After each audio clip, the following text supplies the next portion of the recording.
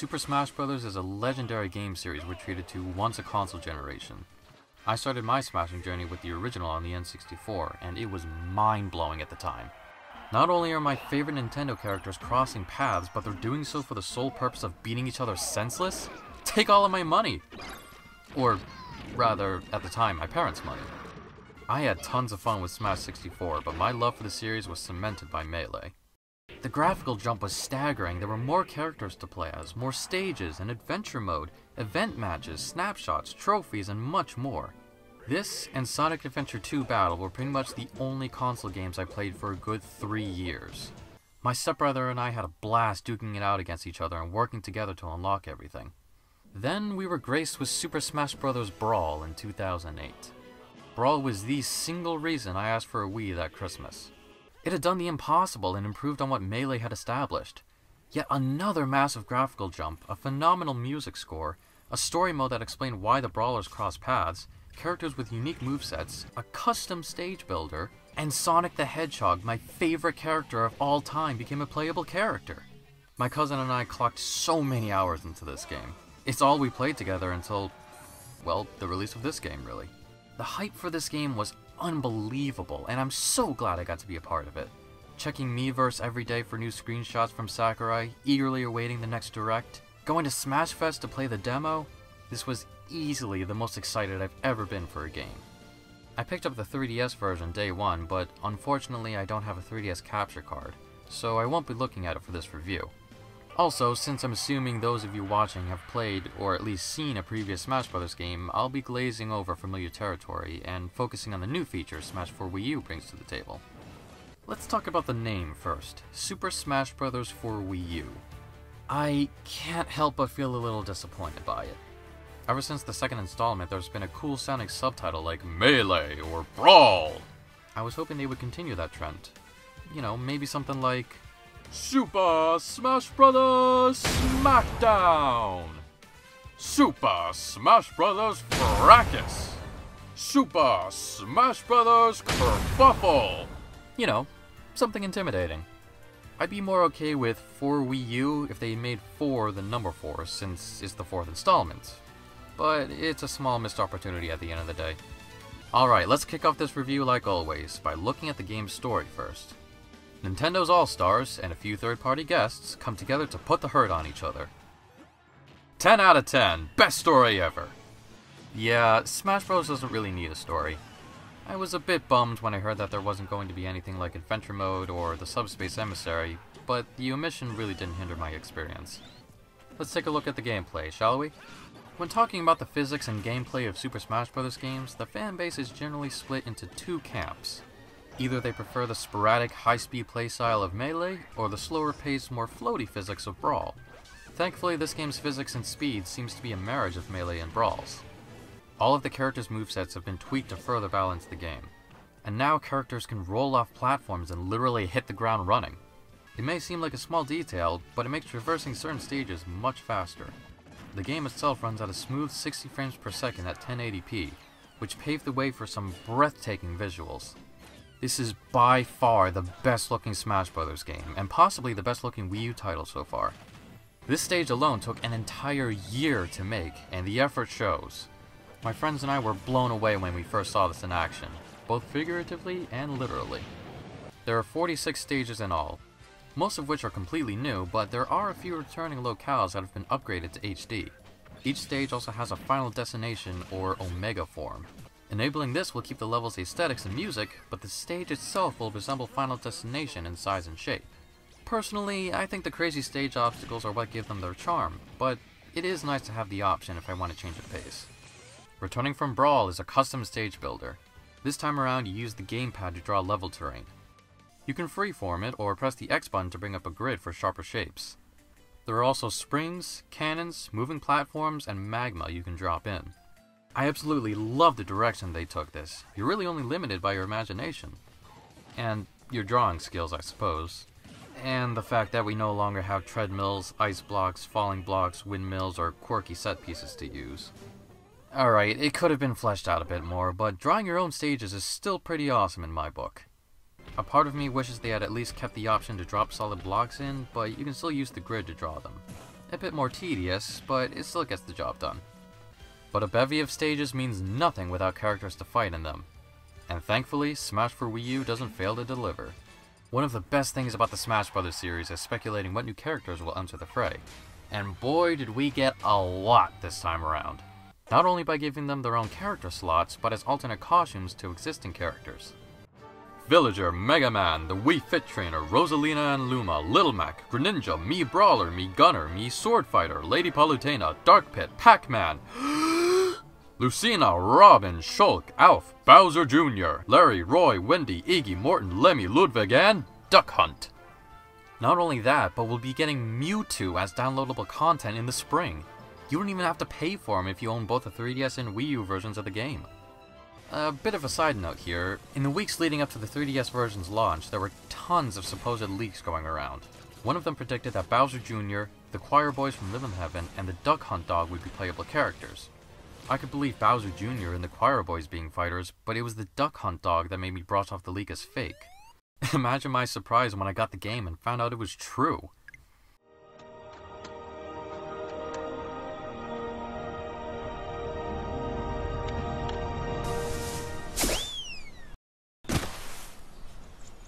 What? What?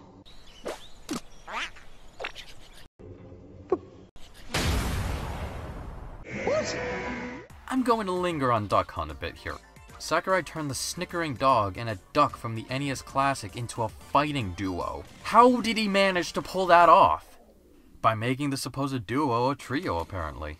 Having an off-screen sharpshooter, kicking around Hogan's Alley's cans, throwing clay discs, spawning a wild gunman. I can't believe how creative Sakurai got with this one. I may be terrible with them, but Duck Hunt is extremely fun to play as. Let's talk about the Mii fighters. As you probably know, the Miis are Nintendo's version of a personal avatar that can be used in a wide variety of games. They were actually planned to be in Brawl, but were scrapped at some point in development.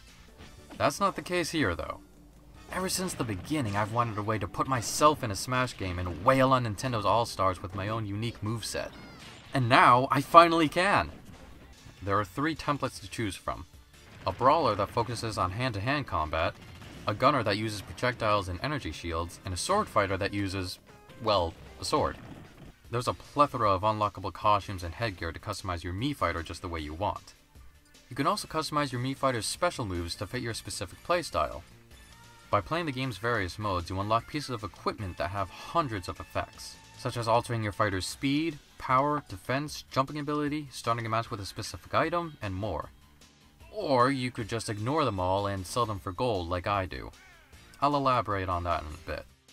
Back to the subject of characters, there can now be not 4, not 5, not 6, not 7, but 8 players in a match at a time. This blew my brains all over the walls when they announced this. Imagine the beautiful, symphonic chaos having 8 Smashers could bring to the table. Where am I? Is that me? Am I that speck of dust there? I hate to say it, but I am not a fan of 8-player Smash.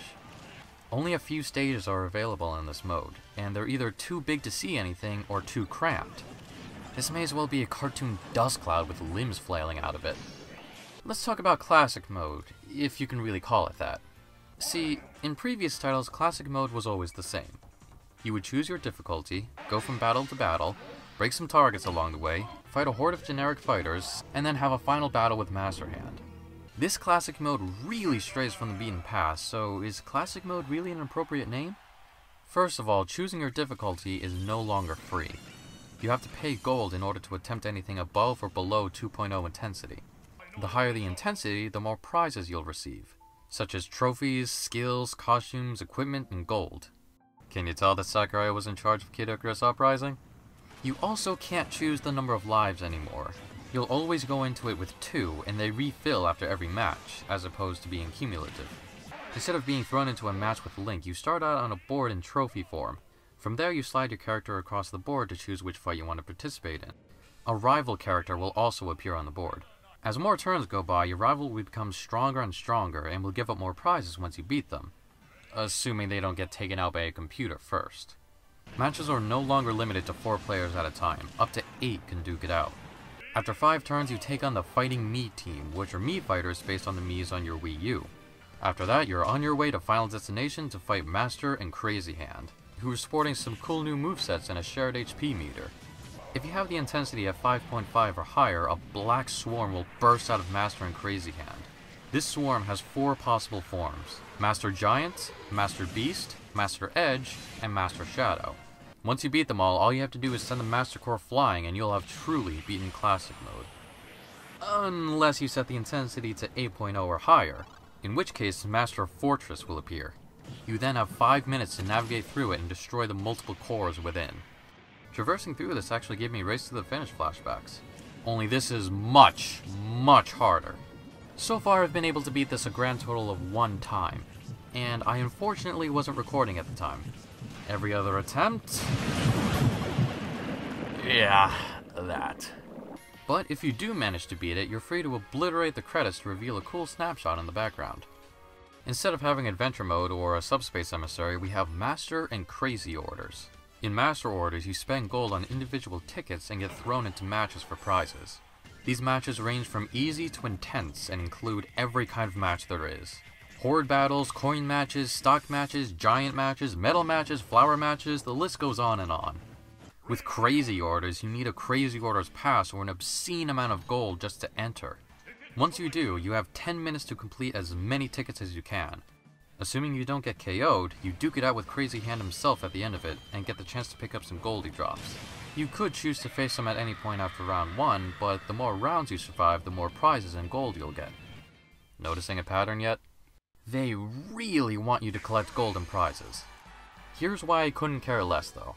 Every character has a customizable moveset on top of being able to use equipment, which means it's possible to build an incredibly unique fighter that perfectly molds to your smashing style. For funsies. And for funsies only. You can't use them in certain game modes, online matches, and, let's be honest, there's no way these will be legal at tournaments. Why should I bother building a unique fighter when I'll always have to use the default moveset when I leave the house? It's neat to check out the other special moves they came up with, especially in Mega Man's case, but that's about it. Also, you unlock them randomly. You have a slightly better chance of unlocking a special move for the character you're playing as, but everything else is up to chance. I do feel an incentive to collect gold though. Trophies make a return and there are more of them than ever before. And look at this beauty! No lottery, no weird coin shooting minigame, just a simple shop to buy trophies. Now this is what I'm talking about. I like a little shop. You can also play a minigame called Trophy Rush to earn trophies and, you guessed it, gold and prizes. If window shopping is too mundane for you, you can pay per second to dash around a small stage breaking boxes and avoiding explosions until the fever meter is full. Get the trophies, get them! You missed one, get it, get that gold, go, go! Why is collecting virtual trophies such a rush? Because they're modeled beautifully and the descriptions are amazing. Seriously, a lot of these had me in stitches. You can also arrange them in the photo studio to take some truly chuckle-worthy snapshots. And some heartwarming and just plain awesome ones too, of course. On the subject of minigames, there are 3 other Smash for Wii U offers.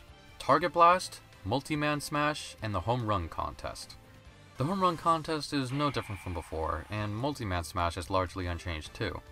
They did add a Rival Smash though, in which the goal is to KO more Mii fighters than your rival. Target Blast is the new kid on the block, and...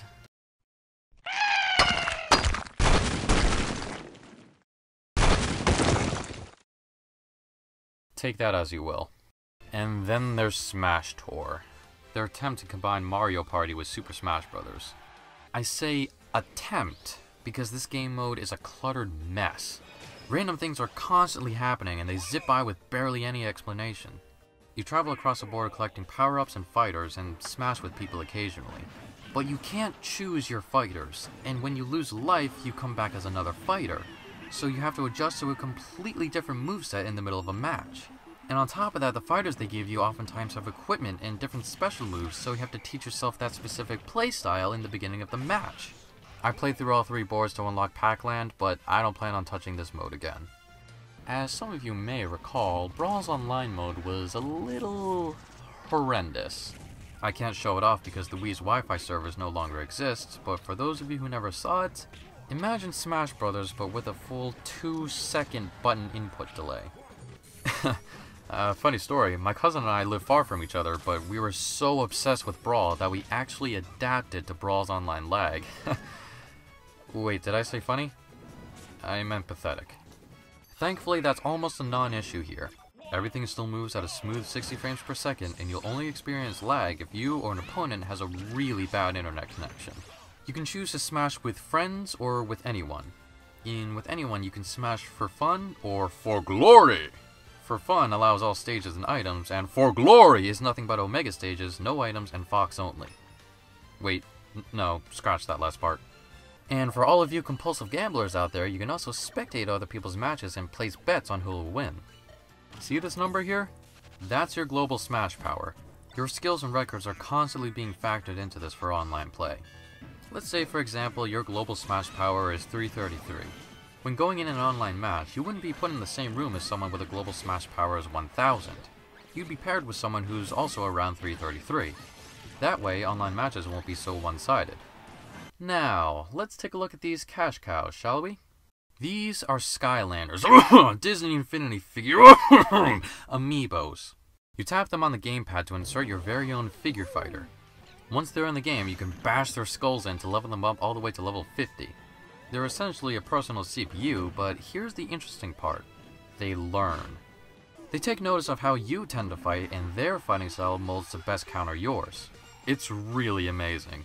For example, when I play as Sonic, I tend to use the spring to avoid attacks. In this battle with my Pikachu amiibo, he picked up a bullet bill and aimed it toward the sky where I was going to be. And that was only at level 25. Now every time I fight him, I have to give my all, or he'll hand me my behind on a silver platter. As for the figures themselves, they look absolutely amazing. Ever since Melee, I've been saying that Nintendo should make actual character trophies, and now they finally have. Ones that I can fight in-game, no less. And at only $12 a pop. You know, the funny thing is, I know they're trying to siphon all the money from my wallet, but I'm totally okay with it. And that's essentially all of the new content. Of course, there are tons of returning features. Event matches, all-star mode, training mode, unlocking new characters after a versus match, final smashes, toggling stage music, special smash, snapshots, replays, demos of classic games, challenges. Ooh, Sakurai, right in the feels. And, of course, picking up CDs that spawn in the middle of a match. No, no, no, come back! For a long time, I considered Brawl's soundtrack to be my favorite video game soundtrack of all time. But I think it's just been replaced. There are so many amazing songs and remixes. The main theme, Egg Planet, Gerudo Valley, Butter Building, Destroyed Skyworld, the Duck Hunt medley. Every Mega Man remix. I can't properly express just how much I love this game. I may not be a huge fan of a couple of the modes, but everything around those is absolutely amazing. If you're a Nintendo fan and look closely at past titles, you'll see the incredible amount of detail Sakurai and his team put into them. And the trend continues here tenfold. It's obvious that Sakurai doesn't make Smash Bros. Games to make money. He makes them to thank the fans and to show that he's passionate about what he does. You have to be pretty knowledgeable about classic Nintendo to fully appreciate it, but it still shows really clearly. Super Smash Bros. Is about the greatest Nintendo characters coming together once a console generation, so the fans can come together and appreciate how far Nintendo's come and how much they still care about what we love about their IPs. All while beating each other senseless. If you're on the fence as to whether you should buy a Wii U or not, let this game be your deciding factor. I can't recommend it enough. Thank you so much for watching. I'll be back in January with reviews of Bayonetta 1 and 2. Have a fantastic day.